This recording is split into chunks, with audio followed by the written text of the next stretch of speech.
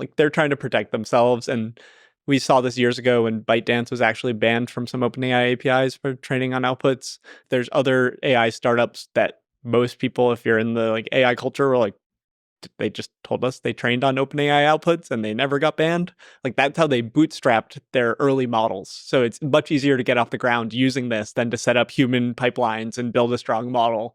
So there's a long history here, and a lot of the communications seem like narrative control. Actually, like over the last couple of days, we've seen a lot of people distill DeepSeek's model into Llama models because the DeepSeek models are kind of complicated to run inference on because they're a mixture of experts and they're 600 plus billion parameters and all this, and people have distilled them into the Llama models. And then because the Llama models are so easy to serve and everyone's built the pipelines and tooling for inference with the Llama models, right? Because it's the open standard. So we've seen a sort of roundabout, right? Like, is it bad? Is it illegal? Maybe it's illegal, whatever. I don't know about that, but like it could break contracts. I don't think it's illegal.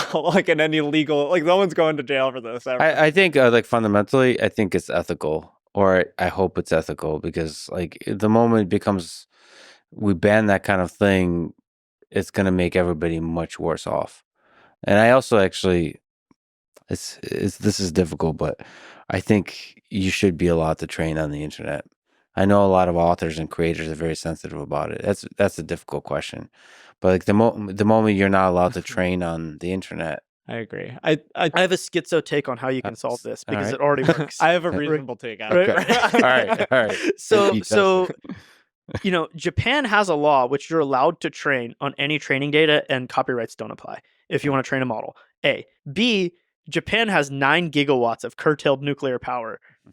C, Japan is allowed under the AI diffusion rule to import as many GPUs as they'd like.